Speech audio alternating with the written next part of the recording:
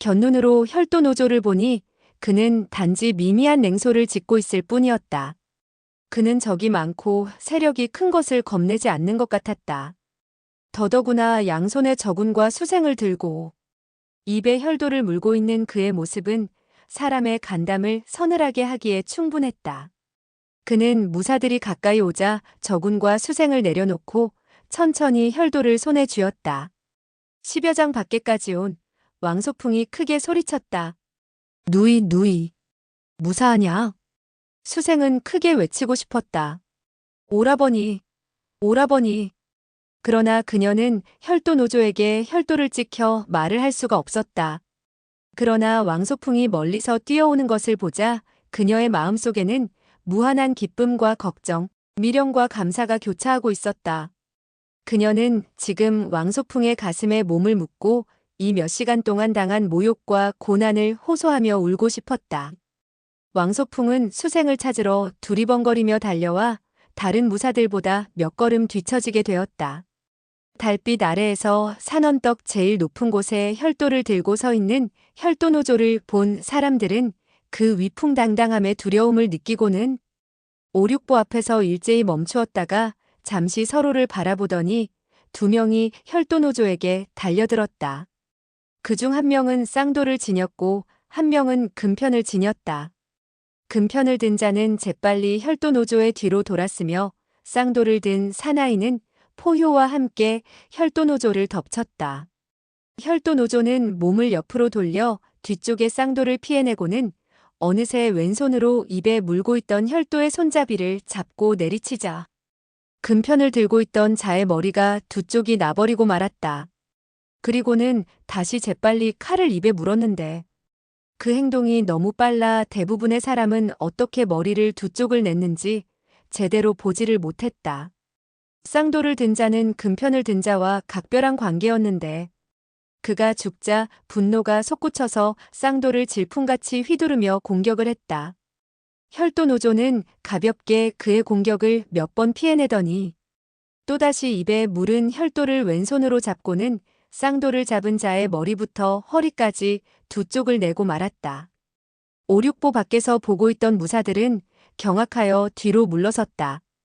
그의 혈도에는 많은 피가 묻어 있었고 그 칼을 물고 있는 입에도 선혈이 줄줄 흘러내리고 있었다.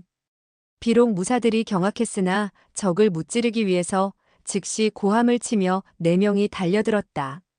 혈도노조가 서쪽을 향해 비스듬히 움직이자 4명은 큰 소리로 욕을 하며 쫓아갔고 다른 사람도 벌떼처럼 그 뒤를 따랐다. 이때 앞장선 4명의 발걸음은 이미 빠르고 늦음이 분명하여 두 사람은 앞서고 두 사람은 처져 있었다.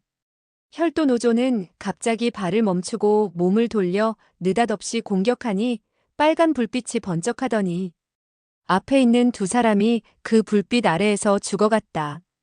뒤에 두 사람도 연이어 혈도에 목을 맞고 한순간에 목과 몸이 분리되었다. 저구는 풀숲에 누워 노승이 순식간에 6명을 죽이는데 그의 무공이 기이하며 수법이 악랄하고 잔인한 것이 상상조차 할 수 없어 마음속으로 생각했다. 이런 수법으로 남은 11명을 죽이기는 쉬울 것이다. 어떻게 하면 좋지? 갑자기 크게 외치는 소리가 들렸다. 누이 수생아, 너는 어디 있느냐? 바로 왕소풍의 목소리였다. 수생은 혈도노조에 의해서 아혈이 막혀 있었으므로 말을 할 수가 없었다. 왕소풍은 허리를 굽히고 급하게 달리며 왼손으로 잡초를 헤쳐나갔다. 갑자기 산바람이 불어와서 수생의 옷자락을 날렸다. 왕소풍이 크게 외쳤다. 바로 여기 있었군. 그는 앞으로 달려나가 그녀를 와락 안았다. 그녀는 매우 기뻐 눈물을 흘렸고 온몸이 떨렸다. 왕소풍은 계속 외쳐댔다. 누이, 누이, 너는 여기 있었구나. 그녀를 꼭 껴안았다. 두 사람이 잠시 헤어졌다 만나게 되니 무슨 예의와 격식이 있겠는가. 이미 오래전에 마음은 두둥실 구름 위로 떠오른 듯 황홀하기만 했다. 왕소풍은 물었다. 누이 괜찮니? 수생이 대답을 하지 않는 것을 보고 이상하게 여겨 그녀를 땅에 내려놓았다. 발이 땅에 닿자 수생의 몸은 뒤로 쓰러졌다. 왕소풍은 혈도를 푸는 기술을 배웠으며 신통하지는 않았으나 그런대로 기본적인 것은 알 수 있어 급히 손을 내밀어 그녀의 등과 허리에 있는 세 곳의 혈도를 찾아 풀어주었다. 수생은 외쳤다. 오라버니, 오라버니. 저구는 왕소풍이 가까이 오는 것을 보고 위험을 느껴 그가 수생의 혈도를 푸는 것을 기회 삼아 천천히 기어 도망갔다. 수생은 풀숲 속에서 바스락거리는 소리가 나자 자기를 모욕한 악독한 중놈이 도망가는 것이라고 생각하고 도망가는 저군을 가리키며 외쳤다. 빨리, 빨리 저 악독한 중놈을 죽여버려요. 왕소풍은 수생의 말을 듣고 저군을 바라보게 되었다. 그는 장검을 뽑아들고 저군을 향해서 내리쳤다. 저군은 비록 뒤를 보지는 못했지만 수생의 외치는 소리를 듣고는 재빨리 언덕 아래를 향해 굴러내렸다. 왕소풍은 첫 공격이 실패하자 다시 공격하려 했으나 저군은 이미 언덕을 굴러내려가고 있었다. 그러나 왕소풍은 포기하지 않고 그를 쫓아가려는데 눈앞에서 한 줄기 붉은 빛이 번뜩했다. 그는 급한 중에 자연스럽게 공작 개병이라는 초식을 전개했다. 그 순간 마치 줄줄이 걸어놓은 종들이 부딪히는 소리가 나면서 왕소풍의 장검과 혈도 노조의 혈도가 한순간에 30여 번을 겨루었다.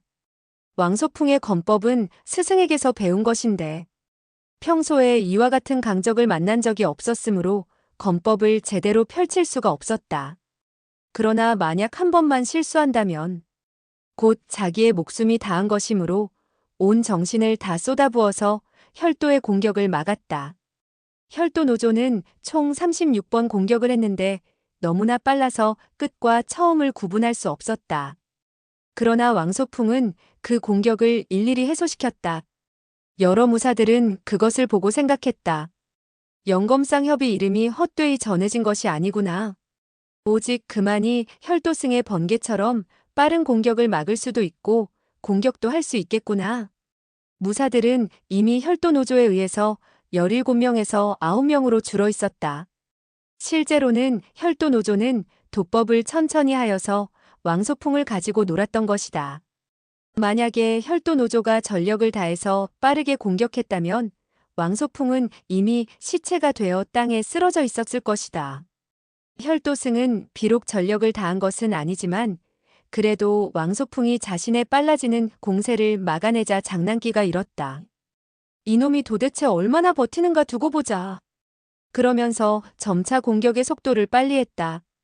나머지 무사들은 왕소풍과 협공하여서 혈도노조를 죽이고자 했으나 두 사람의 싸움이 너무나 빨라서 도저히 끼어들 틈이 없었다.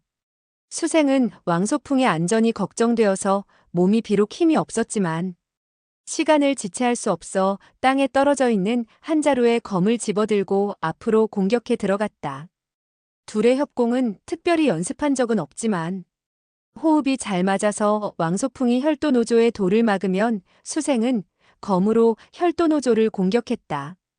혈도노조는 그러지 않아도 왕소풍이 자신의 빨라지는 공세를 막아내어 약간 초조해 있었는데 수생이 달려들자 코웃음을 한번 치고는 오른손으로는 여전히 혈도를 휘두르며 큰 소리를 지르더니 왼손으로 왕소풍의 장검을 잡으려 했다. 왕소풍은 갑작스러운 변초에 크게 놀랐으나 재빨리 빠르게 검을 움직여 혈도노조의 손가락을 몇 마디라도 자르려고 했다. 혈도승은 검을 두려워하지 않고 계속해서 검을 잡으려 했으나 결국 왕소풍의 검이 반푼쯤 빨라서 혈도노조는 부득이 손을 움츠릴 수밖에 없었다. 그 한 번의 실수는 수생에게 여유를 주어서 둘은 어느덧 혈도노조를 포위하고 공격을 하고 있었다. 그러나 혈도노조는 여전히 장난기를 지니고 영검상협에게 공격의 기회를 일부러 주고 공격을 느리게 하며 싸우고 있었다. 여러 무사들 중에서 한 노인은 사태의 불리함을 보고 만약 오늘 영검상협이 죽는다면 아무도 이곳을 살아서 나가지 못하리라 생각을 했다. 그래서 그 노인은 크게 외쳤다. 모두 같이 나아가서 저 악독한 중을 죽이자. 이때 갑자기 서북 쪽에서 한 줄기 크게 외치는 소리가 들려왔다. 낙화, 유수. 그러자 서쪽에서 한 사람의 목소리가 응대를 했다. 낙화유수. 그 말이 끝나기도 전에 서남 쪽에서 한 목소리가 들렸다. 낙화유수. 이 세 사람이 세 방향에서 큰 소리로 외치는 소리는 호방하였으며 음조는 다르나 낭낭하기 그지없었다. 혈도노조는 생각했다. 어디서 세 사람의 고수가 나타났지? 소리를 들어보니 세 사람의 각각의 무공이 나보다 약한 것 같지 않다. 셋이서 합공을 한다면 나도 막아내기 쉽지 않겠는걸? 혈도노조는 마음속으로 대응할 방법을 생각했으나 도법은 더욱더 빨라져서 영검상협을 궁지로 몰아넣었다.